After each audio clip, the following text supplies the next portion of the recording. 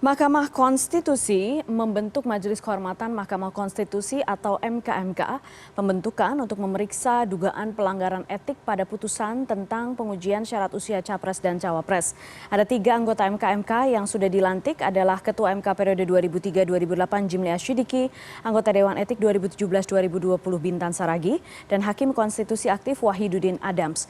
Apakah pertanyaan sekarang adalah apakah MKMK bisa benar-benar menjadi harapan publik dan jauh dari konflik kepentingan, karena bagaimanapun MKMK harus memberikan jawaban kepada masyarakat bahwa hakim MK yang ada saat ini memang betul-betul sudah sesuai dan memenuhi syarat yang diatur konstitusi.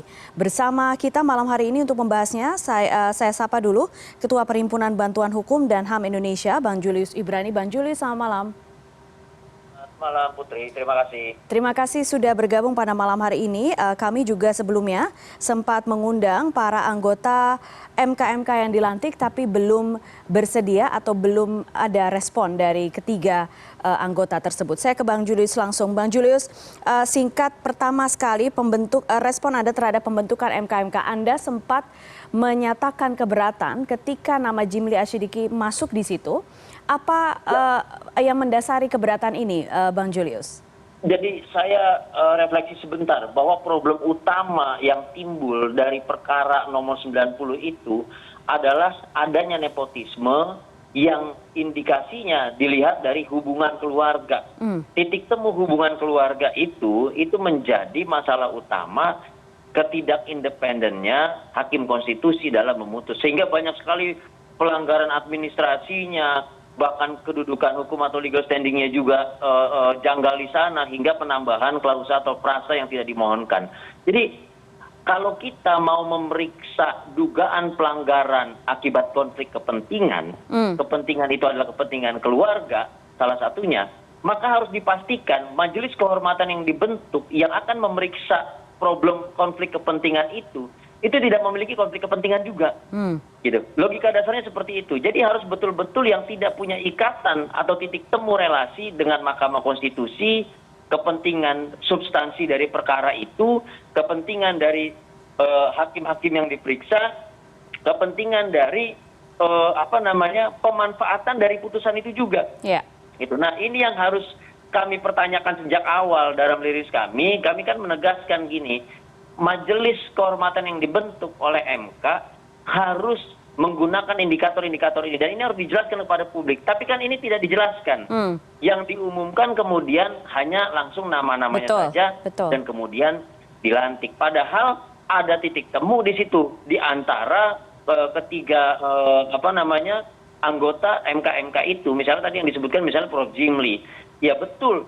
Secara kapasitas beliau tidak perlu disangsikan lah. Beliau pendiri Mahkamah Konstitusi, ahli tata negara, segala macam. Tapi apakah beliau kemudian bersih dari titik temu relasi tadi yang jadi potensi besar konflik kepentingan? Kan ternyata tidak. Jejak digital tidak bisa bohong. Misalnya yang sekarang sedang ramai di media sosial. Ada pernyataan Prof. Jimli mendukung salah satu calon presiden yang berkontestasi sekarang, yang memanfaatkan putusan itu dengan menggandeng nama Gibran yang jadi titik keributan di sana. Lalu ada juga yang menyebar ya di berbagai macam medsos dan WhatsApp group, dikatakan bahwa anaknya Prof. Jimli juga pernah menjadi caleg dari partai yang dimiliki atau dipimpin oleh salah satu capres yang juga maju dalam kontestasi politik. Nah, titik-titik temu ini kemudian membawa publik pada kecurigaan yang berujung pada delegitimasi terhadap forum ini. Ini yang kami katakan dalam rilis kami, jangan sampai MK sudah jatuh, dia tertimpa tangga, lalu dia getok kepalanya sendiri pakai palu, itu bunuh diri 2 kali. Nah, ini yang harus dijelaskan kepada publik dan kami tidak melihat adanya penjelasan ini. Hanya dikatakan kami pastikan anggota MK-MK terbebas dari intervensi politik. Betul, itu bagus. Tapi problemnya bukan di situ.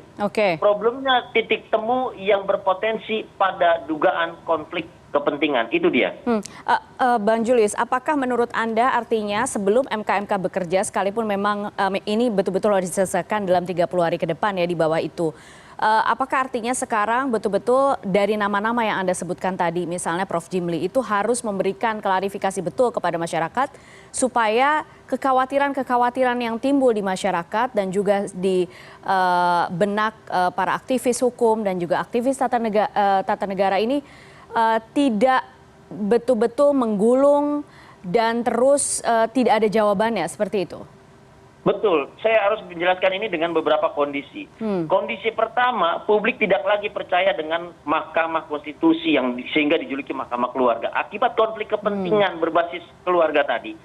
Sehingga ketika pembentukan MK ditemukan ada lagi dugaan titik relasi, baik itu kepentingan politik, kepentingan keluarga, dan segala macamnya, maka publik tidak akan percaya. Nah, yang kedua adalah kondisinya jangan dianggap bahwa pemeriksaan dugaan pelanggaran etik ini hanya untuk hari ini, hanya untuk orang-orang ini saja, kemudian selesai bubar.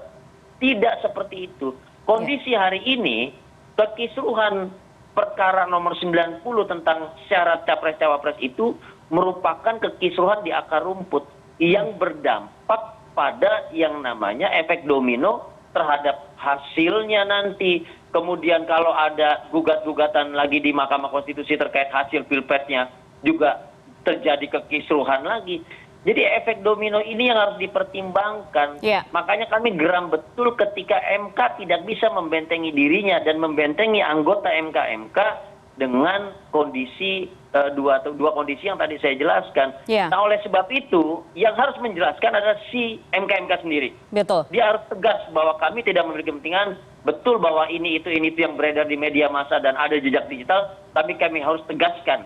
Jadi masyarakat bisa menilai, oh ada keterbukaan, ada transparansi, dan ada harapan untuk akuntabilitas di sana. Gitu. Kalau kita mau pakai basis yang paling fundamental, seharusnya memang tidak boleh ada sama sekali yang memiliki titik temu relasi politik, relasi ekonomi, relasi keluarga, apapun itu harusnya tidak boleh. Biar terjadi kemurnian, dan kemurnian ini adalah komitmen untuk tidak mengulang kekisruhan di perkara 90 gitu. Oke, Bang Julius, ini kan berarti benang merah semuanya ini adalah trust ya, adalah sisi kepercayaan.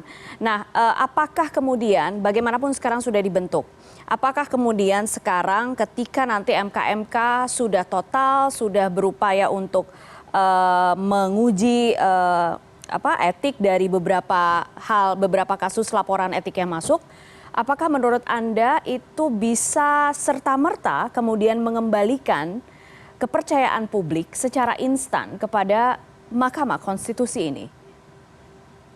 Tidak instan, karena begini ya, publik harus mendapatkan gambaran yang utuh, holistik, bahwa pemeriksaan ini menyeluruh, itu dulu. Ya, jadi bukan hanya problem yang dianggap ini putusan, ini final and binding tidak bisa, enggak.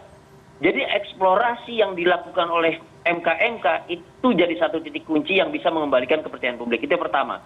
Yang kedua, nanti kita lihat apakah eksplorasi ini ya juga dilakukan terkait dengan ukuran dari sanksi-sanksi yang akan diperiksa. Gitu, yang akan dikenakan maksud saya. Kalau sanksi-sanksinya ternyata relevan kok, ini pelanggaran berat, maka sanksinya adalah rekomendasi untuk pecat atau ganti. Gitu. Kalau ternyata nanti tiba-tiba masyarakat melihat bukti-buktinya sudah kuat, pelanggarannya berat sekali nih, atau sanksinya memble, ya tentu publik tidak akan percaya.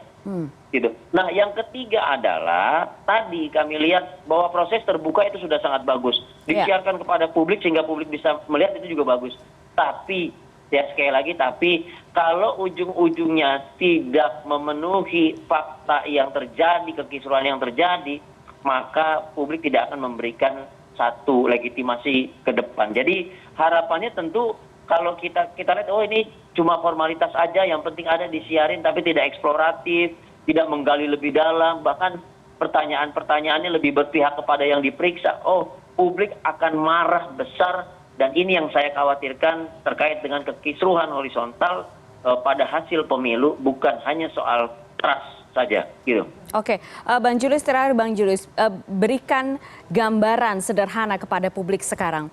Mengapa MK ini betul-betul harus memperhatikan langkah pelaporan atau pemeriksaan dugaan pelanggaran etik yang dilakukan oleh para hakim konstitusi ini dikaitkan dengan proses yang akan terjadi ketika Pilpres dan juga sengketa-sengketa pileg ke sengketa pemilu yang akan datang akan semua berakhir, endingnya semua berakhir di Mahkamah Konstitusi?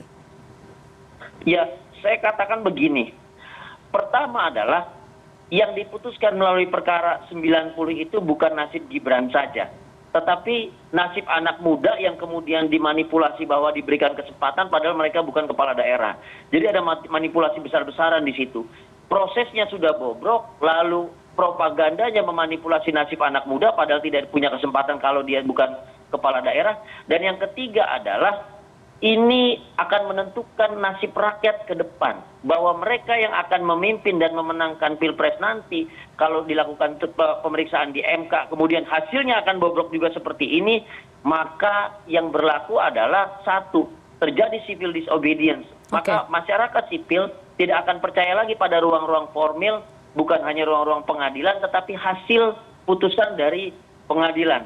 Nah, ini yang penting diperhatikan. Kalau katanya semua instansi KPU bilang, DPR, Presiden bilang, ayo kita dorong pemilu yang bersih, pemilu yang kondusif, maka semua itu akan dihancurkan seketika apabila pemeriksaan MK-MK ini tidak mampu membuktikan proses dan hasil yang menjamin pemilu kita tidak akan terjadi keributan.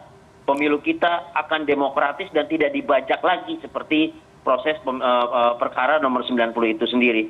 Jadinya harus dipikirkan bahwa yang dilakukan MK-MK adalah momen yang tepat untuk mengubah konstelasi publik, bukan hanya konstelasi politik. Dan ini juga jadi titik balik, turning point, apakah publik kemudian akan patuh terhadap instansi-instansi negara, akan patuh terhadap produk-produk pengadilan seperti Mahkamah Konstitusi, atau masyarakat akan bertindak seenaknya sehingga berlaku hukum rimba. Kita pernah punya pengalaman ini di 2017, kita pernah punya pengalaman juga di 2019 terjadi pecah belah dan segala macamnya.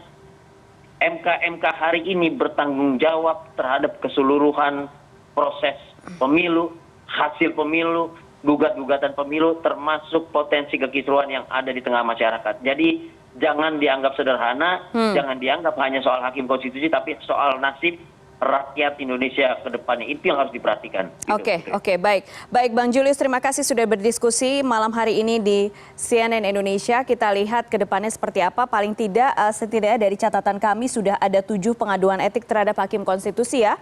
Mulai dari untuk Anwar Usman, kemudian ada yang mengadukan Saldi Isra, juga ada juga yang mengadukan 5 hakim yang mengabulkan sebagian permohonan dari uji materi nomor 90 itu. Bang Julius, terima kasih malam hari ini sudah bergabung dan memberikan gambaran secara jelas kepada kami. Baik, terima kasih Putri. Selamat malam. Kita ke informasi lain, Jokowi membenarkan akan adanya kemungkinan reshuffle kabinet. Siapa yang akan masuk dalam kabinet, kemungkinannya akan kita bahas sesaat lagi setelah jeda. Tetap bersama kami.